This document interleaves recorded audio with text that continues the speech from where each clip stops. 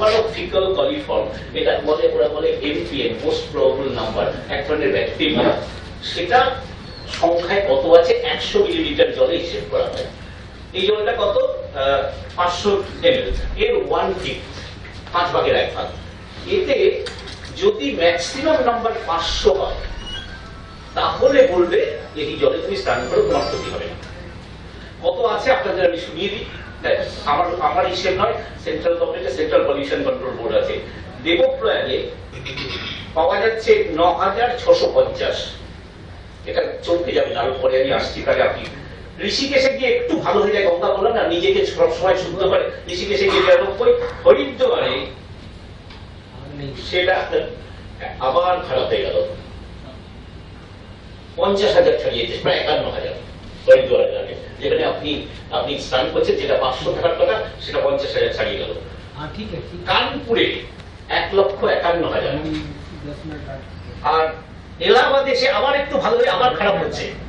তারপরে বারাণসীতে এই আবার মনে রাখবেন, ওরা কতগুলো জায়গায় যে হিসেব নিচ্ছে, একটা কোনো দিনের হিসেব নিয়ে ওটা একটা অ্যাভারেজ দিচ্ছে। কিন্তু আপনি যদি এবার দশাশ্রমের ঘাটে গিয়ে দেন তাহলে আরো অনেক খারাপ হয়েছে। হ্যাঁ, তারপরে পাটনাতে জল একটু ভালো, কারণ পাটনা শহরটা ঠিক নদীর পাশে নয় এবং নাম্বার অফ ওয়েস্টার্ন শহরে কম দিকে নদীতে পড়ে।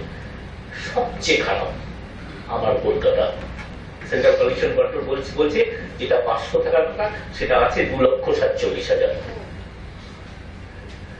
এটা একটা অ্যাভারেজ। আর ঘাটে ঘাটে হিসেব করলে দেখবেন, আপনারা জানেন আমি বলেছেন 2005 সালে কলকাতা হাইকোর্ট একটা কমিটি তৈরি করেছিল, সুভাষ দত্ত একটা পাবলিক ইন্টারেস্ট পিটিশন করেছিলেন। তাতে বলেছিলেন উনি Ganga gap is a big gap. ওনার বিষয়টা ছিল বলে এত টাকা খরচ হওয়ার কি হয়েছে, হাইকোর্ট একটা হাই পাওয়ার কমিটি করেছিল। আমরা আমাকে ডেকে নিয়েছিল, আমরা দেখেছিলাম 85 সালে জলের গুণ যেমন ছিল এখন তার থেকে একটুও ভালো হয়নি, বরং খারাপ হয়েছে। ফলে এইবার নতুন সরকার যা ভাবছে সেটা হচ্ছে 100 কিলোমিটার পর পর একটা করে ব্যারেজ দেবে।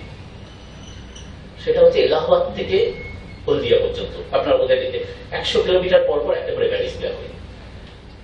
তারপরে কি বলছে, একটা নেভিগেশন চ্যানেল কাটা হবে, যেটা 45 মিটার চওড়া হবে, 3 মিটার গভীর হবে, 1500 কিলোমিটার লম্বা হবে, যাতে নৌকো চলতে পারে। 11টা টার্মিনাল তৈরি হবে। এই কথাগুলো শুনতে ভালো, জানেন তো, কিন্তু আপনি মনে রাখবেন নদী হচ্ছে তার একটা আমরা বলি গতিশীল ভাষা, ডাইনামিক ইকুইলিব্রিয়াম। তাকে ফ্লো করতে দিতে হবে। আপনি যখনই এতগুলো ব্যারেজ করবেন তার মানে হচ্ছে আপনি ক্রিয়েট করতে চাইছেন কতগুলো তালাও, কতগুলো পথ, তারপরে একটা জায়গায় ড্রাই, আবার একটা তালাও, তারপরে আবার ড্রাই, এইরকম একটা অবস্থা। এখন যে জায়গাটা আপনি জলটাকে তুললেন, ধরুন ফারাক্কায় যেটা হয়েছে, কি হয়েছে, আমরা 87 মিলিয়ন লিটার, কোটি লিটার জল, সরি আমি 670 মিলিয়ন কিউবিক মিটার জল আমরা ফারাক্কার উজানে আটকেছিলাম। আটকাবার পরে করে নদীটাকে 6.7 মিটার উঁচুতে তুলেছিলাম, তুলে কলকাতার দিকে জল আনার। কলকাতার তাতে অনেক ভালো উপকার হয়েছে, এদিকে নদীটা অনেক ভালো হয়েছে। কিন্তু ওদিকে কি হয়েছে, সেটা হচ্ছে নদীটা ক্যারি করতো এই 80 কোটি টন সেডিমেন্ট লোড। যে সেডিমেন্ট লোডটা নদীর প্রাণ, সেটা সব ড্রপ করে দিল নদীর মধ্যে। নদীটা শ্যালো হয়ে গেল, অগভীর হয়ে গেল, নদীটা তার কোর্স চেঞ্জ করতে আরম্ভ করলো।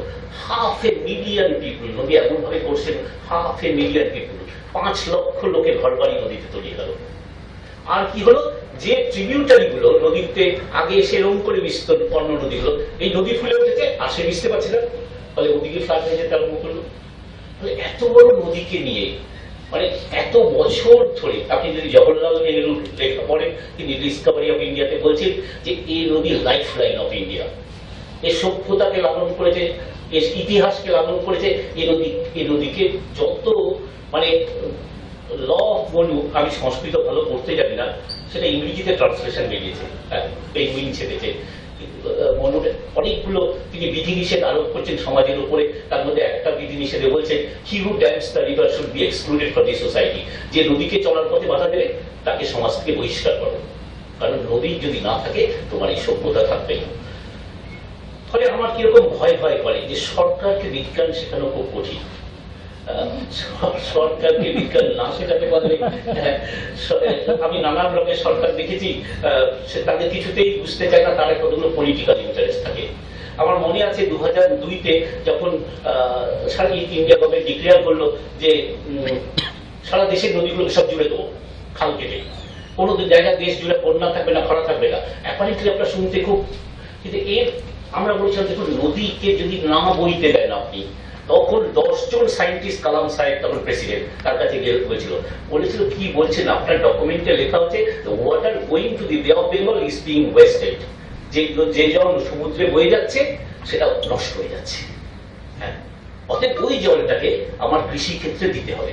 10 জন সায়েন্টিস্ট গিয়েছিল, তারা বলেছিল স্যার এই যে জলটা ফ্রেশ ওয়াটার বে অফ বেঙ্গলে যায়, আপনার ডকুমেন্ট বলছে এটা ওয়েস্ট হয়ে যাচ্ছে, আপনি একটু সায়েন্সটা বোঝার চেষ্টা করুন, আপনি খুব বড় সায়েন্টিস্ট, আপনি বুঝবেন এটা ফ্রেশ ওয়াটার, এটা হালকা, এটা স্যালাইন ওয়াটার, সমুদ্রের জল স্যালাইন পুরোপুরি গিয়ে ভাসবে, এটা প্রায় 10 মিটার একটা লেয়ার তৈরি করবে, এবং এই লেয়ারটা তৈরি করে বলে ফেব্রুয়ারি মাসে যখন শীতকালটা শেষ হয়ে যায় তখন বে অফ বেঙ্গলের জলটা তাড়াতাড়ি গরম হয়ে ওঠে, এটাকে বলি থার্মোহ্যালাইড সার্কুলেশনটা।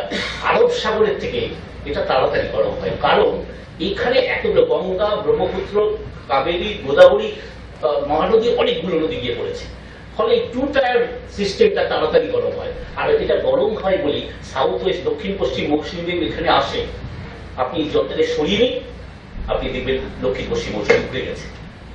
সুতরাং প্রকৃতিকে আমরা আমাদের সভ্যতা চিরকাল মা বলেছি তাকে, এবং এটা রবীন্দ্রনাথ থেকে আরম্ভ করে আপনি যদি আপনি বামপন্থী, আপনি যদি এঙ্গেলসের ডাইলেকটিক্স অফ নেচারও পড়েন, তিনি বলছেন যে প্রকৃতিকে তুমি জয় করেছো, তুমি তার আন্ডারে এনেছো, কন্ট্রোল করেছো, এটা ভেবে একদম খুশি হয় না, তুমি প্রকৃতির একটা অংশ মাত্র, সে বোঝবার চেষ্টা করো যে সে কিভাবে চলছে, সেই অনুযায়ী তোমার পরিকল্পনা রচনা করো। ফলে গঙ্গাকে বইতে দিতে হবে, গঙ্গাকে না বইতে দিলে এই সভ্যতা বইবে না, এটা আমার নিশ্চিত ধারণা। আমি আমার হাতে ব্রিগেড প্যারেড গ্রাউন্ড নেই, ভাই আপনাদের মতো এইরকম 2-4 জন লোক পেলে আমি কথা বলি, হ্যাঁ, আর এই গভীর বিশ্বাস থেকে বলি যে আপনারা আমার দিকে চটি জুতো ছুঁড়ে মারবেন না, কারণ এই কথাগুলো বাইরে গিয়ে বললে ভয় করে বলতে, কিন্তু তবু মাঝে মাঝে বলে ফেলি সাহস করে।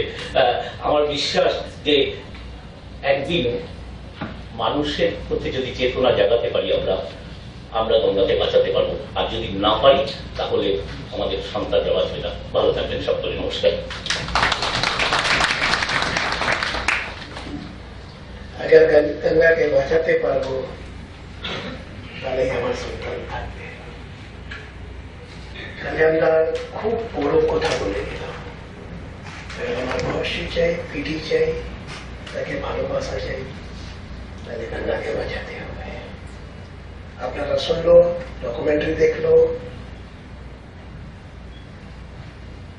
বুড়ান ভাই চোখের জল দেখলো, অজন্তা भी চোখের জল দেখেছে।